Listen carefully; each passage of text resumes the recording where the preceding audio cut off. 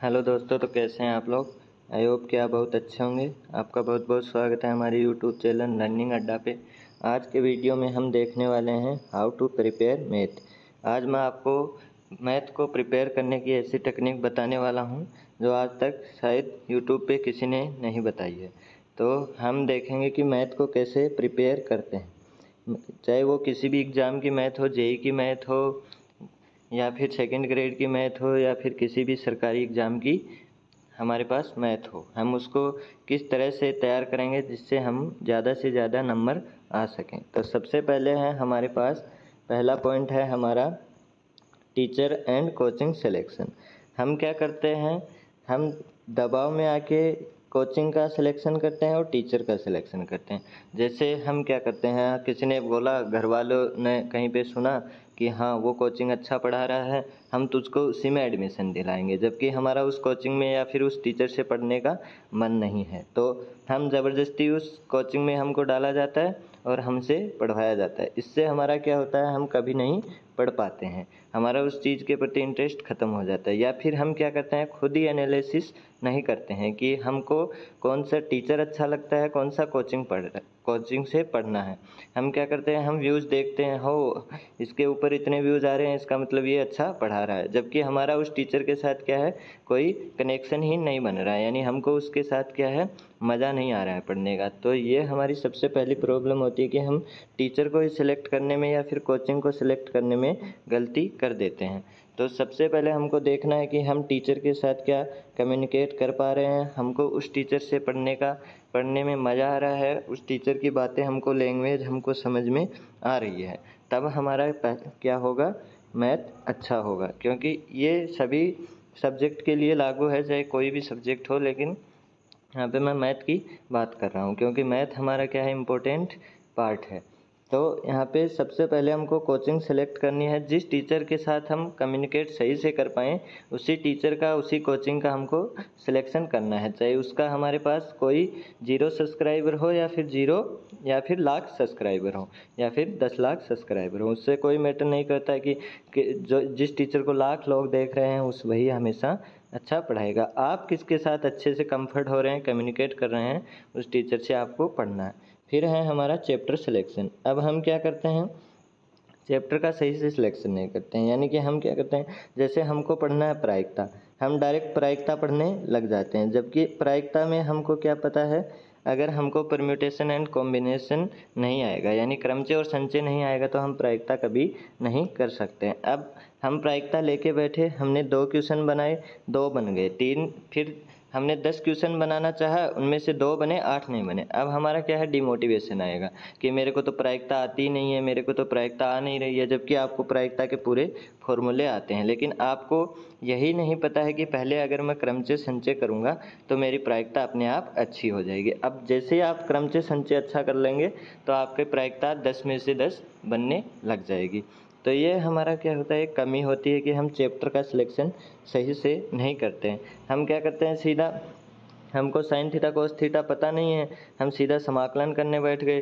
तो ये चीज़ हमारा क्या होता है, चैप्टर सिलेक्शन। अगला है हमारे पास बुक सिलेक्शन।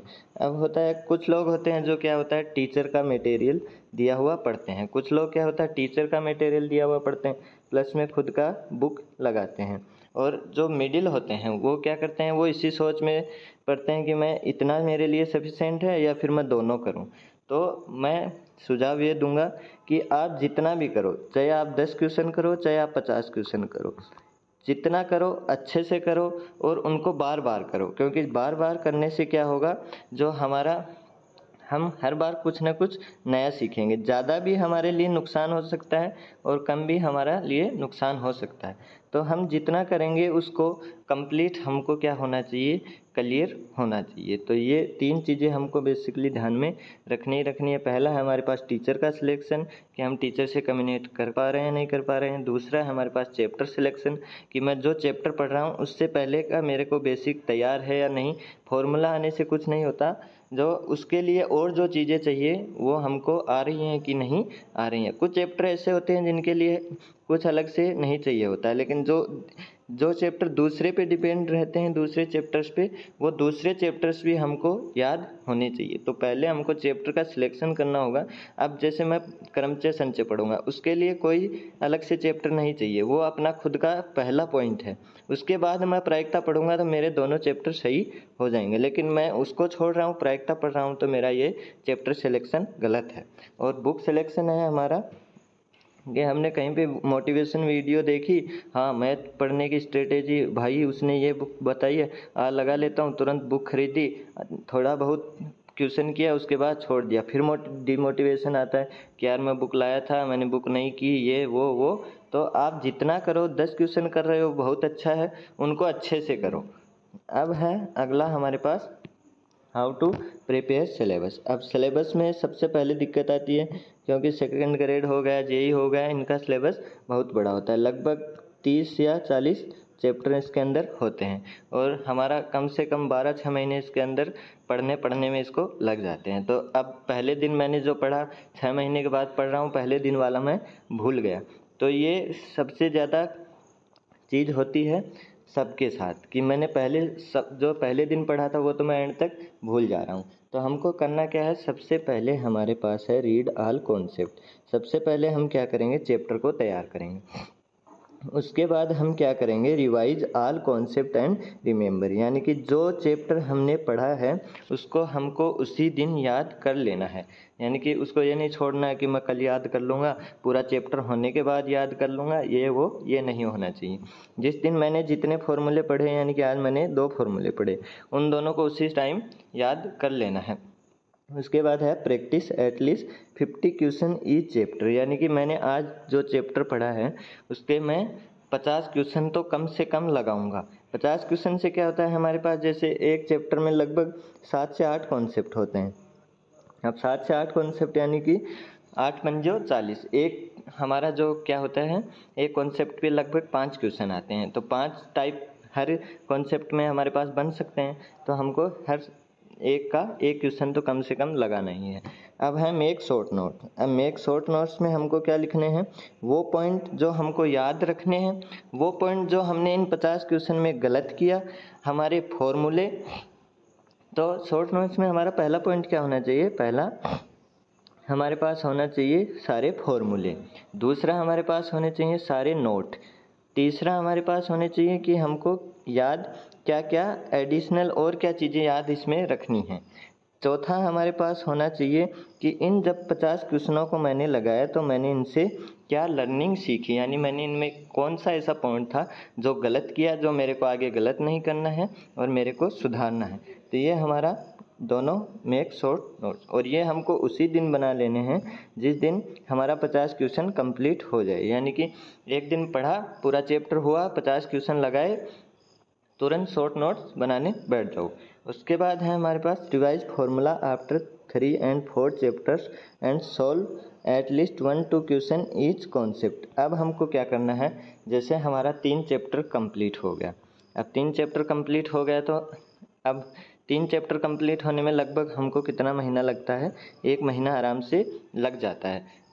ये ज़्यादा है या फिर कम है वो अपने हिसाब से है, चैप्टर किस प्रकार के हैं, लेकिन हमको 1 महीने के समथिंग लग जाता है। अब 1 महीने पहले जो चीज़ पढ़ी थी वो थोड़ा क्या होता है, अब धुंधला होने लगता है। तो हमको क्या करना है, रिवाइज फॉर्मूला, यानी तीनों चारों चैप्टर के फॉर्मूले हमको याद करने हैं, वो चाहे शॉर्ट नोट्स से करो या फिर अपने नोट्स से करो। अब यहाँ पे क्या करना है, chapter and solve 1-2 question each concept, यानी कि जब हमने 50 क्वेश्चन लगाए, इनमें हम जो क्वेश्चन हमारे गलत हुए उनको हम मार्क कर लेंगे, प्लस जो क्वेश्चन इम्पोर्टेंट हैं, यानी कि आपको पता है कि कौन सा क्वेश्चन अच्छा है, कौन सा थोड़ा साधारण क्वेश्चन है, तो जिस क्वेश्चन में 1 या 2 कॉन्सेप्ट एक साथ लग रहे हैं उस क्वेश्चन को आप अगर हो गया है तो भी मार्क कर लेंगे। और मार्क करने के बाद क्या होगा, 3 चैप्टर 4 चैप्टर होने के बाद वो क्वेश्चन लगाएंगे, यानी कि 1-2 क्वेश्चन ज़रूर लगाएंगे, मतलब कम से कम 30-40 क्वेश्चन आपके टोटल तीनों चैप्टर से, अगर एक चैप्टर से 10 क्वेश्चन भी करेंगे तो 30 क्वेश्चन हो जाएंगे। इससे होगा क्या, पहला फॉर्मूला नहीं भूलेंगे, दूसरा क्या होगा, हमारे जो कॉन्सेप्ट थे कि मैं कैसे फॉर्मूला अप्लाई करूं, कैसे क्या करना था, वो हमारा सारा रिवाइज में आ जाएगा। तो ये बहुत हेल्प आपको कर सकता है। अगला है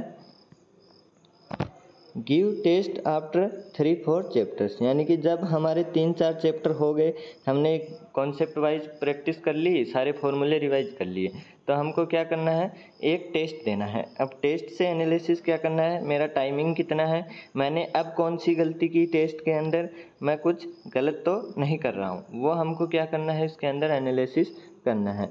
अब है हमारे पास after half of syllabus take break for 5 to 7 days, यानी कि हमको जब हमारे मतलब 15 चैप्टर हो गए, यानी कि 30 चैप्टर थे, 15 चैप्टर हमारे हमने पढ़ लिए, तो अब हमको क्या करना है, 5 से 7 दिन का ब्रेक लेना है, और उस ब्रेक में हमको क्या करना है, practice all chapter concept by concept and give at least 3-5 test, यानी कि सब कॉन्सेप्ट जो हमारे 15 थे उनको हमको क्या करना, फॉर्मूला रिवाइज करना है, और उनके हर एक कॉन्सेप्ट के कम से कम जो हमने गोले लगाए थे वो क्वेश्चन हमको करने हैं। अब वो क्वेश्चन हम करके 3 या 4 कम से कम हम उन 15-15 चैप्टर्स के टेस्ट लगाएंगे, जिससे हमारा क्या होगा, पूरा रिवाइज हो जाएगा, हम भूलेंगे नहीं, और हर एक कॉन्सेप्ट हमारा पक्का हो जाएगा, और हम अपना आकलन भी कर पाएंगे टेस्ट से कि हमने कितना सीखा है और कितना नहीं सीखा। अगर यहाँ तक कमी है तो आप आगे मत बढ़िए, इनको 1-2 दिन और बढ़ा सकते हैं, और जो हमारा पीछे का जो कुछ हमको नहीं आ रहा है कोई कॉन्सेप्ट, उसको दोबारा जाके रिवाइज कीजिए, उसका क्लास देखिए, उसका प्रैक्टिस कीजिए, और फिर आगे बढ़िए।